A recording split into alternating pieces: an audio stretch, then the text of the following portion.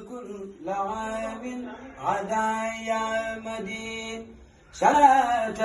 تعزي سلام عليه بآل وصحب وكل نزير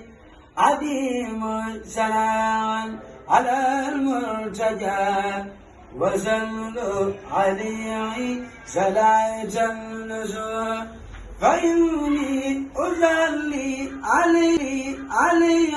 هنا بآل وصحب وكل سرير إلهي فصلي بغير انتهاء على المصطفى المهيأ سبيل إلهي فصلي على من أتى محبا محابا زبورا زفور إلهي ànd ak seen groupe Khelcom communication.